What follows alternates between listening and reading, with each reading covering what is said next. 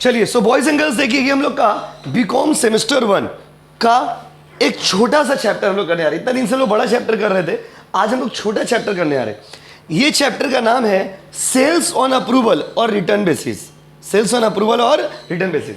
तो अभी आपको हम क्या क्या कराने वाले हैं, सबसे पहले इसका मीनिंग बताएंगे, उसके बाद हम लोग इसका क्या कराएंगे, तो इसका आपको एक बेसिक जो जर्नल एंट्रीज है इसमें, वो जर्नल एंट्रीज आपको लिखवाएंगे, और वो एंट्रीज लिखने के बाद इसका एक छोटा सा सम्स आपको करके दिखाएंगे। तो इससे आप कॉन्सेप्ट पूरा समझ जाओगे। चलिए, इसी ज्ञान के साथ स्टार्ट करिए। कॉपी में हेडिंग दीजिए, कॉपी लेके बैठो। जो लोग ऑनलाइन यूट्यूब से क्लास कर रहे हो, डिस्क्रिप्शन में टेलीग्राम का लिंक दिया हुआ है, उसमें ऐड हो जाइए, वहां पे सारा पीडीएफ मिल जाएगा आपको। चलिए, रेडी, स्टार्ट करते हैं। देखो भाइयों और बहनों, टॉपिक का नाम है सेल्स ऑन अप्रूवल और रिटर्न बेसिस। क्या नाम है बाबू, बताइए? सेल्स ऑन अप्रूवल और रिटर्न बेसिस। इसका मतलब क्या होता है समझिए। इसका मतलब ये होता है कि जैसे मान लीजिए हम आपको सामान भेज रहे, ठंडा दिमाग समझिए, हम मान लीजिए आपको सामान बेच रहे, तो कभी कभी क्या होता है कि सेलर जो है वो बायर को ऑप्शन देता है। क्या ऑप्शन देता है? आइदर सेल और return with in this time. मतलब एक्चुअली ये क्या होता है समझिए। एक्चुअली जैसे हम एक बिजनेसमैन है, हम होलसेलर है और आप क्या हो, रिटेलर हो। जनरली ये होलसेलर रिटेलर का कहानी है। हम होलसेलर है और आप कौन हो, रिटेलर हो। तो हम क्या किए, आपको 500 पीस कपड़ा भेजे, मान लीजिए, जस्ट एन एग्जांपल, और आपको बोले कि तुम 10 दिन का अंदर या तो बेचो या तो हमको रिटर्न कर दो। अगर बिक गया तो अच्छा बात है, नहीं बिक गया तो क्या कर देना, रिटर्न कर देना। तो इस पूरा कहानी को, इसीलिए इसका नाम है सेल्स ऑन अप्रूवल और return basis. Sales on approval मतलब या तो बेचिए या फिर रिटर्न करिए within a specific time. So what is sales on approval और रिटर्न बेसिस? तो this is the method whereby the buyer is given the option, जहां पे बायर को या फिर रिटेलर कह सकते हो, उसको हम लोग ऑप्शन देते हैं आइदर टू सेल और return with in specific time. Specific time मतलब 2 महीना 4 महीना, एक टाइम देता है कि इतना तारीख तक, 30 तारीख तक हमको वापस कर दीजिए या 25 तारीख तक हमको वापस कर दीजिए। या तो आप बेचिए या तो हमको कंफर्म करिए कि आप वापस कर रहे हो। तो आइदर सेल और रिटर्न, इसीलिए इसका नाम क्या बाबू, सेल्स ऑन अप्रूवल और रिटर्न बेसिस। लिखिए पॉइंट नंबर 1, कॉपी निकाल लीजिए, हेडिंग दे दी हो ना, चलो लिखो।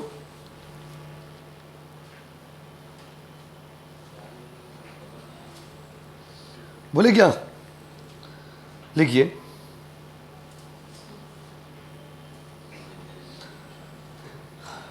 देखिए, sales on approval return basis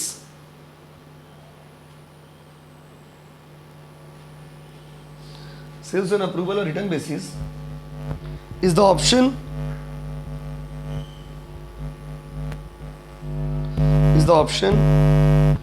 given to buyer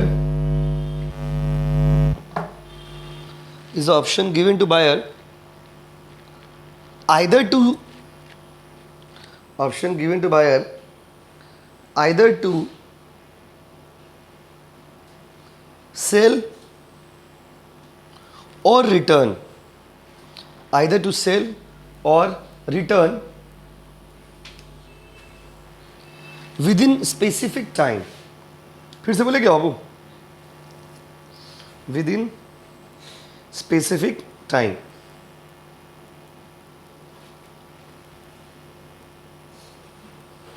with in specific time. या तो आप बेचिए या फिर आप क्या करिए बाबू, रिटर्न करिए विद इन कैसा टाइम बताइए, स्पेसिफिक टाइम। क्लियर है गाइस, लिख लियो ना। चलिए देखिए, तो यहां पर अलग अलग सिचुएशन होगा। सिचुएशन क्या क्या होगा बताइए। सबसे पहले हम सामान भेजेंगे, सबसे पहले हम क्या करेंगे बताइए, सामान भेजेंगे। उसके बाद या तो वो एक्सेप्ट करेगा या तो वो क्या करेगा, रिजेक्ट। तो उसका अलग अलग सिचुएशन का अलग अलग एंट्री होगा। उसके बाद एक सिचुएशन ऐसा भी हो सकता है कि ना तो वो एक्सेप्ट ही किया है ना तो रिटर्न ही किया। दुनिया में कुछ आदमी ऐसे होते हैं ना जिसका आदत होता है झुलाने का। झुलाने का मतलब होल्ड पर रखने का, गलत मत समझिए। झुलाने का मतलब क्या, होल्ड पे रखने का, होल्ड पे रख दिया है ना, हाँ ही बोल रहा ना ना ही बोल। जैसे ये समझिए एक तरह का प्रपोजल की तरह है। जैसे आप किसी को प्रपोज करते हैं तो वो क्या करेगा, या तो हाँ करेगा या तो ना करेगा। लेकिन कुछ लोग क्या करते हैं, ना हाँ करते हैं और ना करते। क्या बोलते हैं, I love you but as a friend. तो आपको होल्ड करके रख देते ना, बताइए आइदर हाँ या तो ना। अगर ये अच्छा चीज़ है, आइदर यू एक्सेप्ट और यू रिजेक्ट। या तो आप एक्सेप्ट करिए या तो आप पूरी रिजेक्ट कर दीजिए, ठीक है। लेकिन आप क्या कर रहे हैं, ना तो एक्सेप्ट कर रहे हैं ना तो रिजेक्ट कर रहे।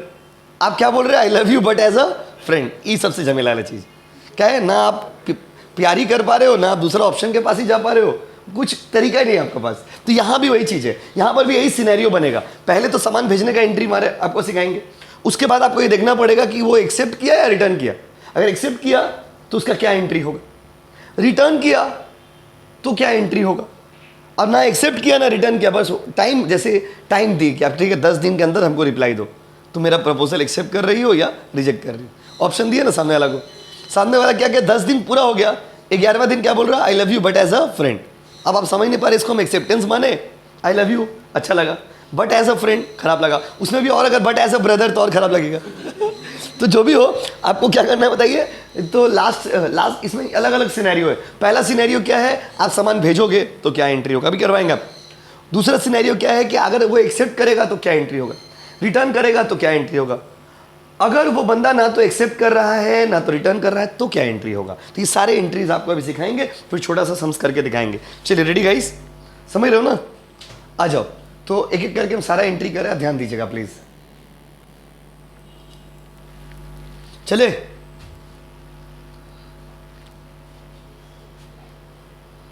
चलिए,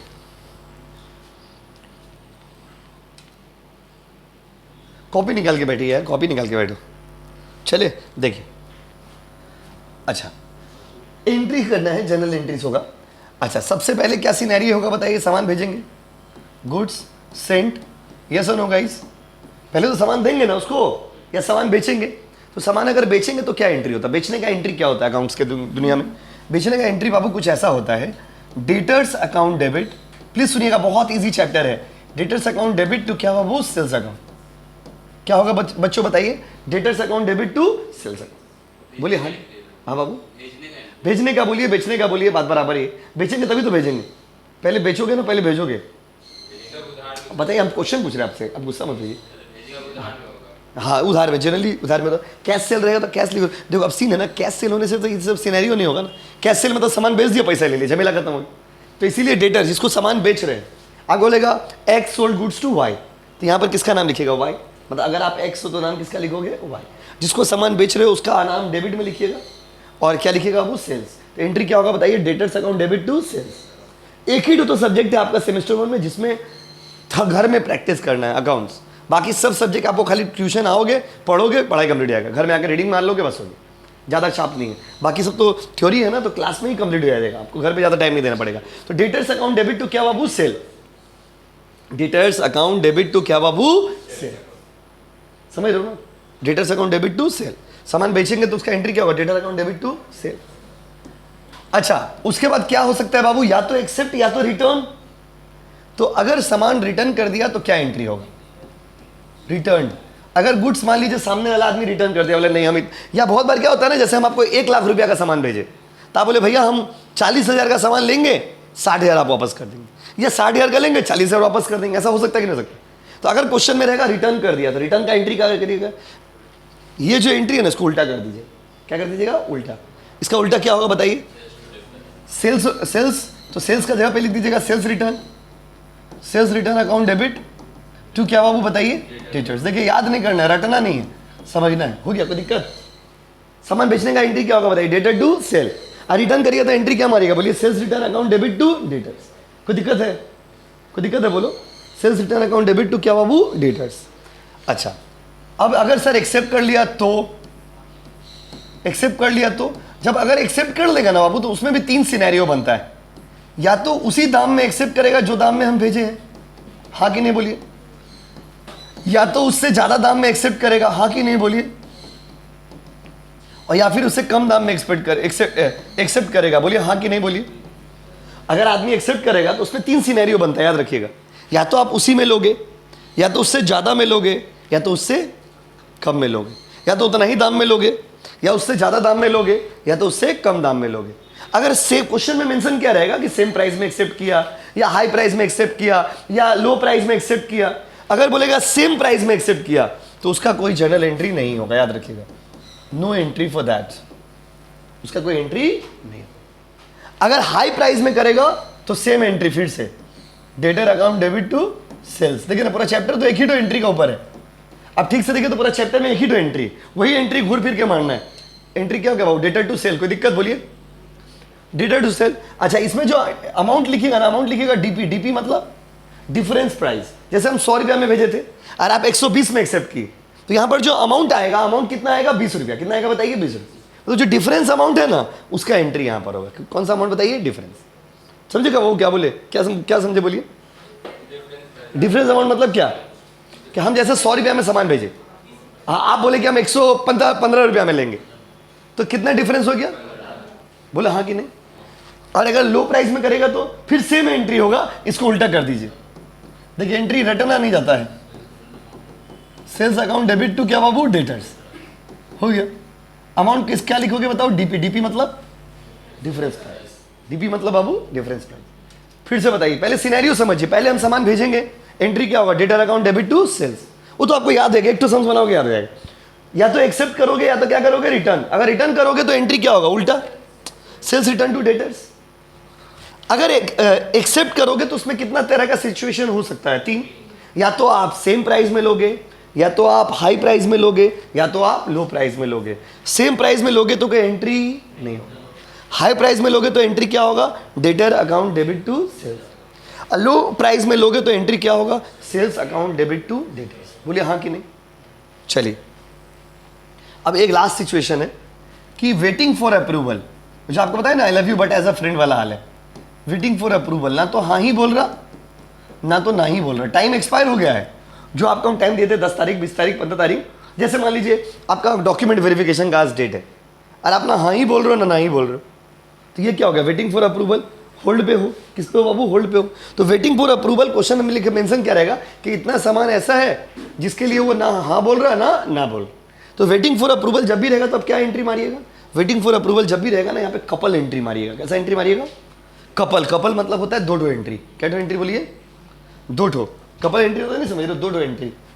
डबल एंट्री यहाँ पे आएगा। एक एंट्री होगा, देखिए, sales account debit to debtor, sales को कैंसिल करने का entry. Sales account debit to debtors, ये सेल को कैंसिल करने का एंट्री है। कैंसिल करने का एंट्री। और दूसरा एंट्री होगा stock with customer account debit, stock with customer account debit to trading account. अब जब सम्स बनाएंगे तो आप इस सब चीज को और बेटर समझ पाइएगा। ट्रेडिंग अकाउंट, इसका जो एंट्री होता है वो सेलिंग प्राइस पे होगा, इसका जो एंट्री होगा वो कॉस्ट प्राइस पे होगा। याद रखिएगा। अब ये सेलिंग प्राइस क्या है, कॉस्ट प्राइस क्या है, तो जब तक सम्स यूज नहीं करेंगे, जब तक नंबर इस्तेमाल नहीं करेंगे, तब तक आप उतना अच्छे से नहीं समझ पाइएगा। तो अभी हम बना के आपको दिखाएंगे तो आप समझ जाओगे। लेकिन फिलहाल आप हमको सिचुएशंस बताइए, जल्दी बताइए।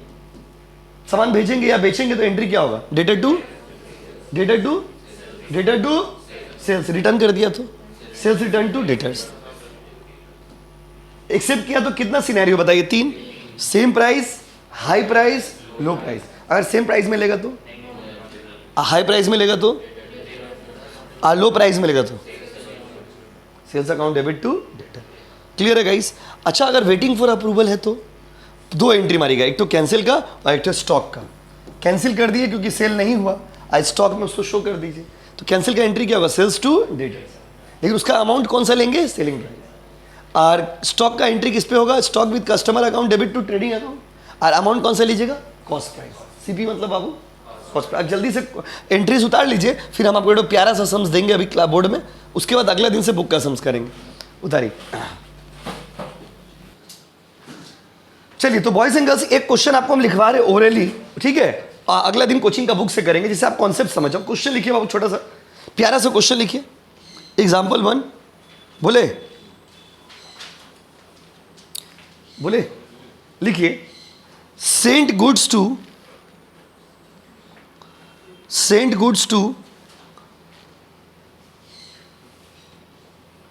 Mister Y, sent goods to mister Y on sell or return basis,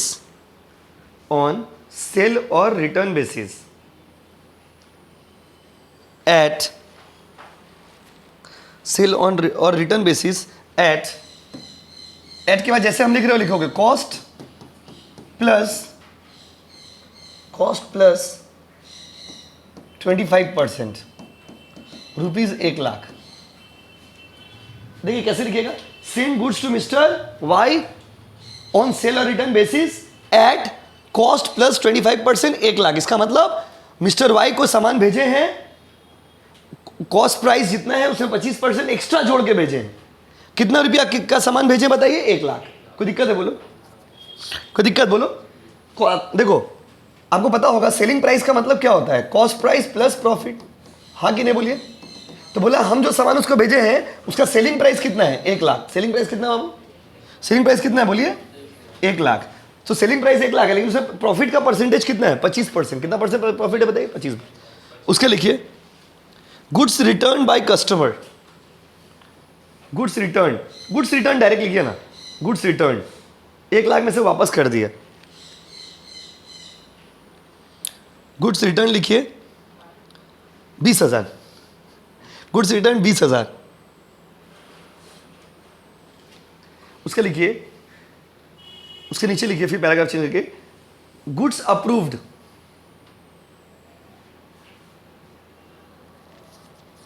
goods approved 40,000।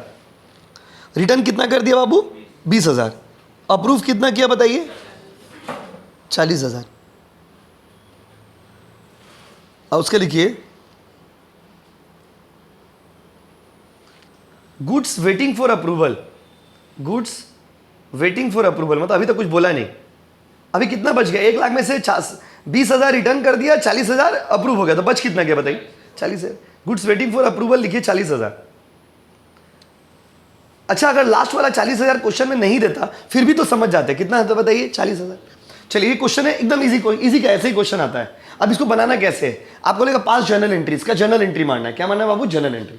ठीक है सर, हम कैसे समझेंगे? सेल्स और अप्रूवल का सम से। फर्स्ट लाइन में ही तो लिख दिया है सेल्स और रिटर्न बेसिस, या तो बेचो या तो वापस करो। क्या सुनो गाइस? कैसे बनाएंगे? पवित्र से बना रहे, ध्यान दीजिएगा प्लीज, कोई धक्का मुक्की नहीं होगा बाबू। सम्स में ध्यान दो कैसे बनाओगे। फॉर्मेट पहले, अच्छा फॉर्मेट आप बताए नहीं पहले। जर्नल का फॉर्मेट आपको नहीं पता है क्या? बोलिए, पहली बार तो कॉमर्स नहीं पढ़ रहे हो। जर्नल का ये जर्नल का फॉर्मेट, जर्नल बोल देखिए, इधर क्या लिखोगे बाबू? LF। इधर क्या लिखिएगा? डेबिट। इधर क्या लिखिएगा? क्रेडिट। इधर क्या लिखिएगा? रुपीज। इधर भी क्या लिखिएगा मित्रों? रुपीज। भाइयों और बहनों, in the books of, company का नाम तो दिया नहीं है, दिया रहता तो नाम लिख देते। क्या मार रहे हो बोलो? जर्नल। क्या मार रहे हो? जर्नल। अच्छा पहला एंट्री किसका मारेंगे? सामान बेचने का मारेंगे। क्या एंट्री होगा आप लोग बताइए, हम कुछ नहीं बोल रहे। सामान बेचने का एंट्री होगा बाबू debtor account debit to sales account. Date नहीं दिया हुआ है इसलिए डेट नहीं लिख रहे। और आपने बचपन में पढ़ा होगा कि हर एक जर्नल के साथ क्या होता है बाबू? नरेशन। तो एंट्री क्या होगा? Being goods sold. हर जर्नल के साथ क्या होता है? नरेशन। तो बच्चा का चीज, नरेशन कैसे लिखते हैं? बिंग लिख के जो क्वेश्चन में चिपका दो। बिंग लिख के क्वेश्चन में जो है वो भी लिख सकते थे आप, अगर आपको उतना इंग्लिश नहीं आता है। बिंग लिख के क्वेश्चन में जो लिखा वो लिख दीजिए। सामान बेचे, कितना रुपया का बेचे बाबू? 1,00,000। कितना का भेजे बोलिए ना? 1,00,000 का भेजे। कोई दिक्कत? नाम दिया हुआ है क्या आदमी का? अच्छा ठीक है बाबू, नाम दिया हुआ है आदमी का तो नाम लिखेंगे। ठीक बोले आप। नाम क्या है बाबू इसका? Wise account. ठीक है, उसके नाम दिया हुआ तो नाम लिख दीजिएगा। ठीक बोले, नाम दिया हुआ तो नाम लिख दीजिएगा, नाम नहीं रहता तो कोई बात नहीं। उसके बाद सेकेंड एंट्री क्या होगा? या तो एक्सेप्ट या तो रिजेक्ट। रिटर्न किया, कितना रिटर्न किया बोलिए?